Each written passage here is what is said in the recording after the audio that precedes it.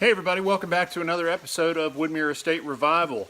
It's another big Saturday work day here at the house, and we are concentrating on flooring today. My dad's going to be here, my brother's going to be here, the boys are here. Amber's away on a trip this weekend, so she's missing out on some of the fun. But we are tearing up the kitchen floor and tearing up the family room floor.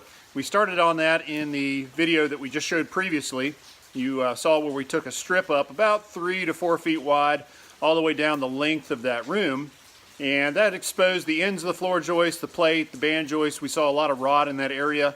We discovered that the patio out back has actually been built up higher than the foundation, so we believe water has been running down across the brick and over the top of the foundation, rotting the sill plate, rotting the rim joist, the band joist, and rotting the ends of some of the floor joists. So just more of the same, unfortunately, but we're going to go ahead and pull up the rest of that flooring and go ahead and get the floor joists out that need replaced. Probably go ahead and take them all up. I mean, if there's any question about it, let's go ahead and rip them out and replace them now. Let me show you what's going on around the house here. First of all, it's you can see it's a beautiful rainy day. That's one of the reasons why we're not working outside. It's pretty warm. It's about 62 today, but the rain's coming down pretty steadily, and I think we're supposed to get rain pretty much all day, so we won't be working out back. We'd love to get out here and clear off this patio, start cutting these trees down around the pool, and really getting this area cleaned up. That's going to have to wait for a drier weekend. As you saw in the previous video, we have been cleaning off all the patio back here, really trying to get a handle on the drainage issues, trying to see if the patio itself is salvageable. And as you can see, water's ponding against the house. Water is ponding in different places around the patio, so it's pretty uneven, pretty irregular. It would be a hazard, really, to even walk across it in places because some of the bricks are kind of popping up. So we have decided at this point we're going to go ahead and take it up and try to salvage all the bricks. And then we're going to level everything off, bring the grade down below the level of the foundation again, level everything off, and either go back with these pavers if we can salvage them all, or go back with some sort of stamped concrete or some other type of paver. So Amber was down here the other day. She cleaned off all the area under the patio cover, which you can see is nicely rotted and is going to have to be replaced, but she got all this cleaned off, looking a whole lot better. Let me walk you inside, show you where we're starting here. So you can see that the flooring is gone right here next to the fireplace, and then as you look down the family room into the kitchen, you can see what I was talking about there, where we took that whole strip of flooring out. Stepping gingerly across the floor joist here so I can fall into the crawl space. And this is where we took the hearth out. My dad and I busted that up in an earlier episode, so we'll go ahead and get rid of the rest of that junk today. But again, we're going to take all the rest of this flooring up because of the significant rot issues that we found with some of these floor joists. We're going to be better off in the long run to go ahead and take these things up. And that's going to allow us better access to the crawl space, better access for all of our contractors to get in, do the HVAC work, do the plumbing, electrical, and then we're going to encapsulate this crawl space, make sure that we never have any moisture issues down here again. We'll seal off all of the crawl space vents, and then put down a heavy duty like 30 mil vapor barrier, which wraps up around the block, and then you insulate the block, and the crawl space actually becomes basically part of the house at that point. You've got a large dehumidifier in the crawl space, and that really takes care of any possibility of mold, rot, or anything else being cultivated down there. So we're going to get started on this. I'm waiting for the guys to arrive, but I'm going to go ahead and start ripping across some of this flooring with the circular saw. We've got a demo blade in that thing, and it does a pretty good job. Every once in a while you kill a blade on a screw or something like that, which sucks. But thankfully the demo blades have been holding up pretty good. We get a lot of flooring cut up with each one of those. So we're going to get started.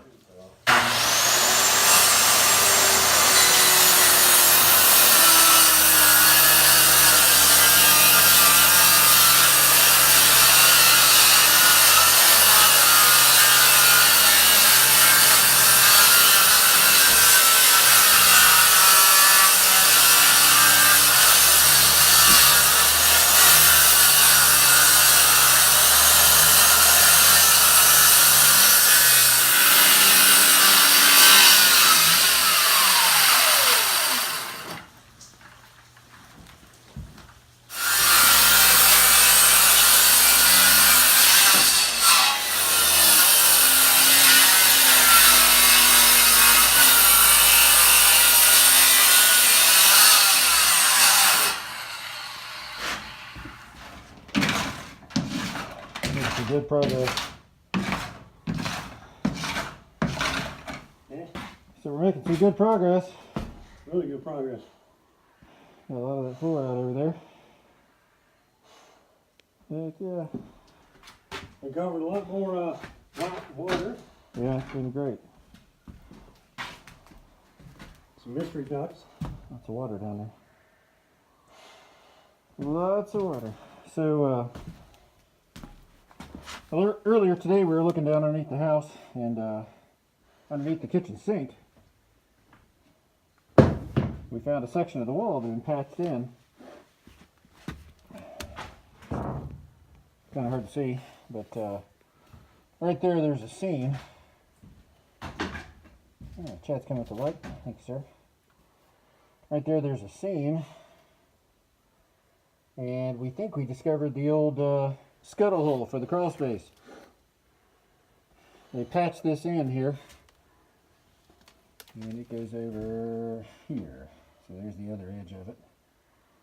So at some point, they when they built this patio, they patched in the old scuttle hole with some cinder block, and when it was really pouring the rain earlier, you could actually see water running out in between the blocks. And then they didn't put a full block in there. There's actually no support underneath the sill there. So that's actually sagging down right there. So that's a mess. But that explains where some of the water's coming from. That explains why there was no outside access for the crawl space, because they covered it up. Good stuff.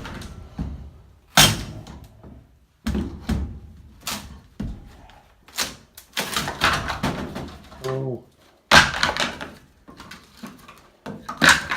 That's the bad thing about these parquet floors. They keep falling off the house and falling in the crawl space. There'll be plenty for us to clean up later. Yeah. The other bad news is that there's lots of nails at the subfloor. Yes. Makes it challenging. Thankfully, this new 40-inch crowbar by DeWalt. Yeah, the good folks at DeWalt make a fine bar for this situation. The multifunctional utility bar, also known as a big old wrecking bar. It's going to work good today.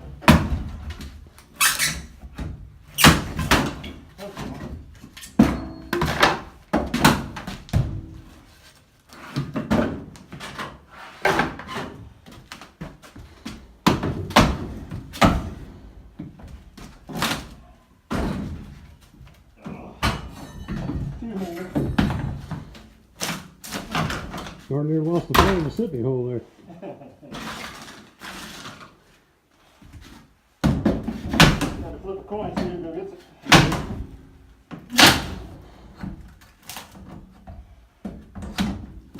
Yeah. See if I can fall in here.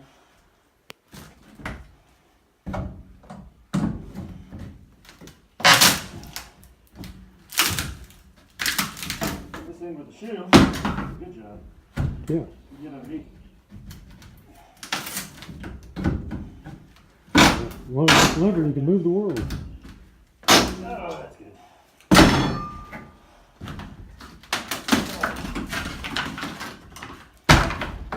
Man, that's nasty. Oh my gosh. It's been leaking. Yeah, it's amazing how much cleaner just getting this stuff up makes the house, you know? Yeah. Less bugs. Yeah. Get rid of 10 million silverfish.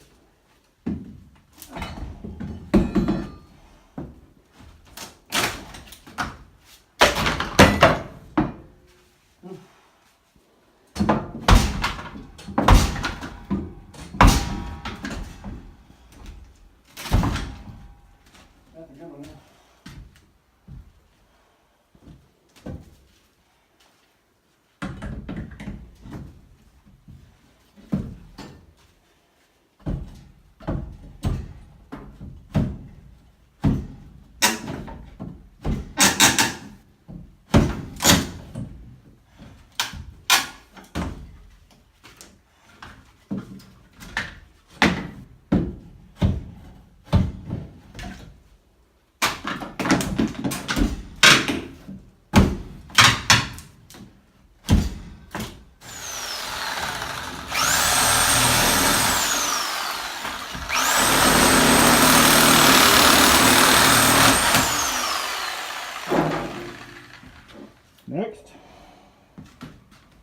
Excavator.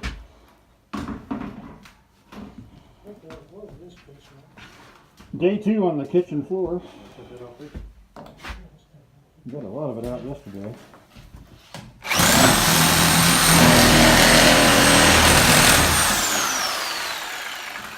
Ted's cutting off the trip boxes. Make sure nobody trips and falls in the sippy hole. Yep. Got some nice, nice water under there. This one, is this thing safe? Yeah, yeah. Quick snips to that thing? Yeah. Okay, we're going to keep working our way out. We'll start here, this section by the door. Work a strip that way, and work another strip that way, work another strip, finally work ourselves out. And we'll make a trip out to Lowe's and pick up some more sheeting. Go ahead and lay us a walkway across there to meet up with the other one. That way we don't have to tiptoe across the floor joist.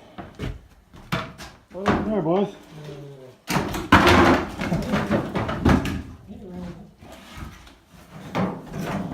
Bit of a wheelbarrow malfunction. Obviously not a problem with the operator, must have been a problem with the loader. You know it.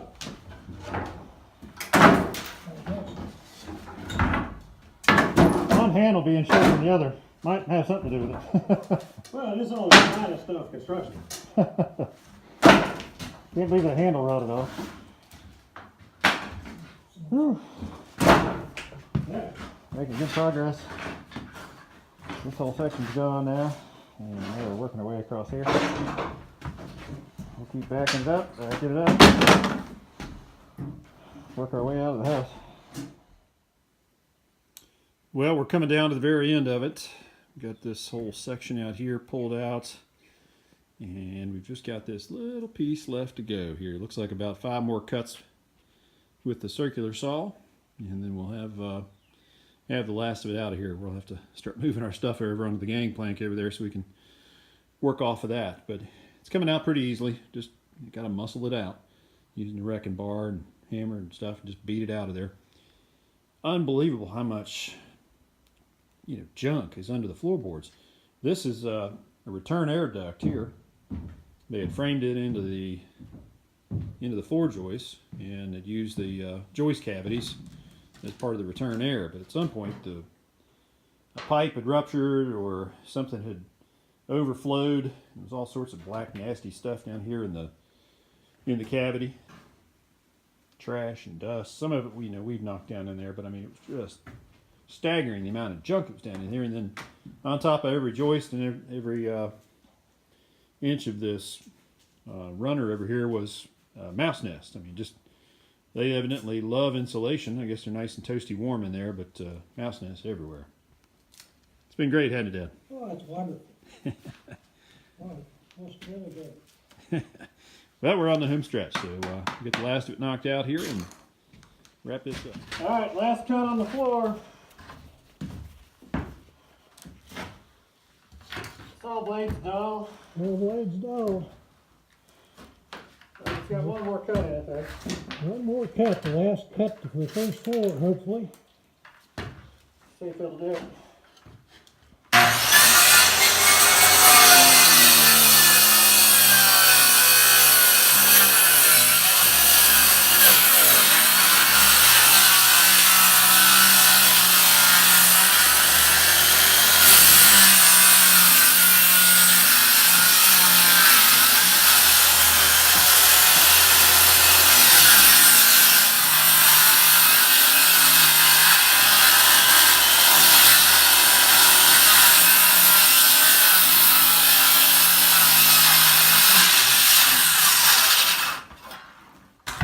Well, it wasn't dull before, and once I hit that nail, it really was.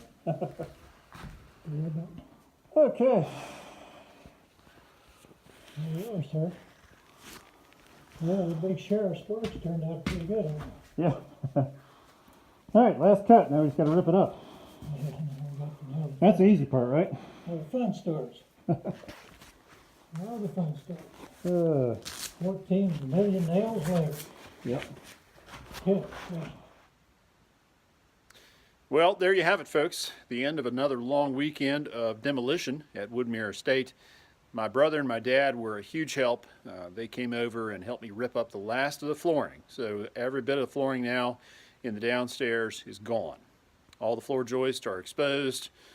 All the crawl space is exposed. Still got to go through and clean up all the junk that's just kind of laying down in the crawl space.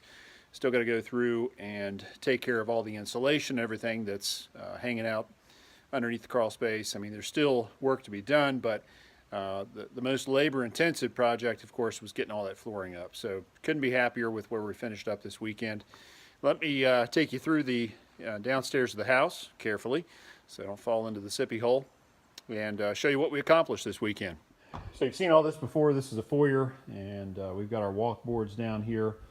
There's the living room over there in all its glory, and you've seen the dining room and the laundry before. All that's been done, but this is all new, and you can see that all the floor joists have been exposed across the entire kitchen and across the entire family room area. So there's the remnants of the hearth and everything over there. We didn't get the last little bit of that stuff out, but that's nothing. We'll get that taken care of at a later date. But here you can see the crawl space in all its glory. Last little bit of insulation stuff laying around. It's nasty. I mean, it's so good that we ripped all this out because the crawl space is just disgusting. There's a ton of water and filth laying underneath there. I mean, it's hard telling how long this water has been under here. It's just, you know, obviously we got to take care of the water issue and get the last of that sealed off on the outside. We can't have water floating around underneath the house, but at least at this point we know exactly what we're dealing with. It looks like all the floor joists should be replaced at this point. They all show signs of moisture damage. They all show signs of you know, rot or water damage on the ends over there by the plate on the outside wall of the house.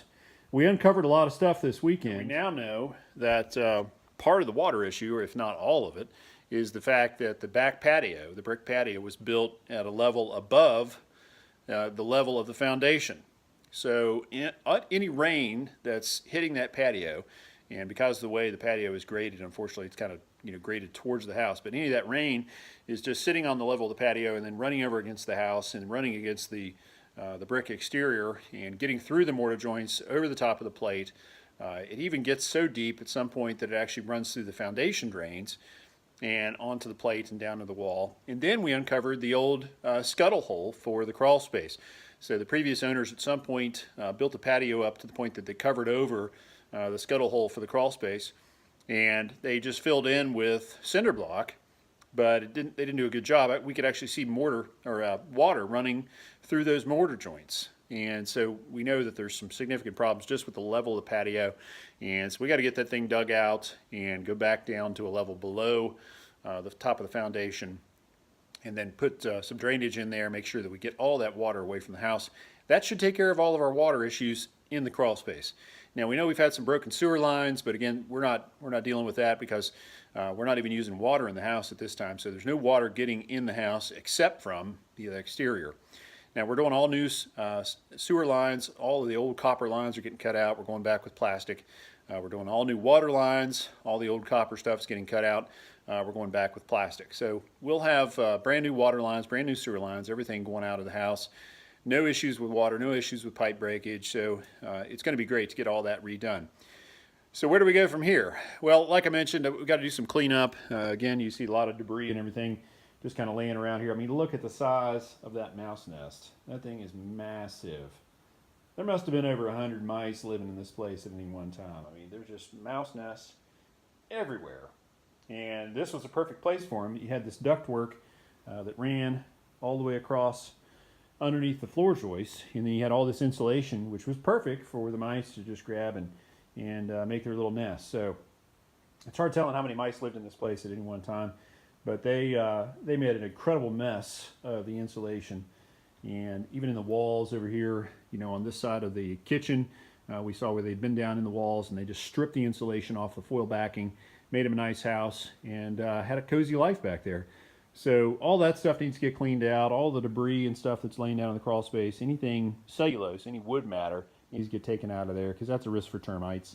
And then Once we get all that done, get all this stuff exposed, then take care of the water issue, then we'll finally be able to get the place dried out for good and go back with our vapor barrier and get this crawl space encapsulated. So other than that, which is a lot, we've still got to get some more drywall out upstairs. We met with the electrician the other day, and he said, look, most of the wiring in this house should be redone, so there's a lot of questionable things, from previous renovations. So his suggestion was just rip it all out and start fresh. So we're going to go ahead and have the opportunity to move the breaker box to a better location.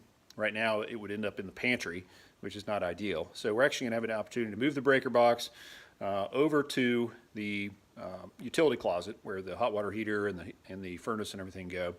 And we'll have an opportunity to step up the amperage. Right now it's a 200 amp panel. He recommended going with a 400 amp panel just to take care of all the lights and appliances and all the other stuff that we got running in this house. So we'll upgrade the panel, upgrade the electric service, run all new circuits, not have to deal with any of this old garbage that was done by previous contractors. I think it was done well initially, but then whoever came back and did the renovations must have been a real jackleg, because a lot of this stuff was questionable at best. So at any rate, in order to get to all of the cavities where they need to run wires, we need to pull down some more sheetrock. So we'll also be taking down a few more walls upstairs and hauling that stuff out as well. Then we have to get in the attic above the garage, and there's a bunch of contents up there from the previous owners. We didn't even realize it was up there. Old Christmas decorations, magazines, junk. I mean, we got to haul that out and take that to the dumpster too. Speaking of dumpster number 5 is now full. Dumpster number 6 has about, is about 1/5 full at this point. So we're filling up dumpster number 6. I would imagine by the time we get done with all the sheetrock, the last of the contents of the house, that sucker will be full. So 6 30-yard dumpsters over the last 3 months for demolition. You can imagine the sheer volume of stuff that came out of this house. So thanks for hanging out with us on this 2-day episode of Woodmere Estate Revival. It was very productive, and we're tickled with how much stuff we got done over the weekend. Please hit that subscription button. Make sure you get all the latest updates from our channel, and be sure to hit that like button. Get out there and share it with your friends and family too. We really enjoy sharing this project, and we got lots more exciting stuff to come. So be sure to share it with your friends and let everybody know how much you enjoy watching Woodmere Estate Revival. Take care.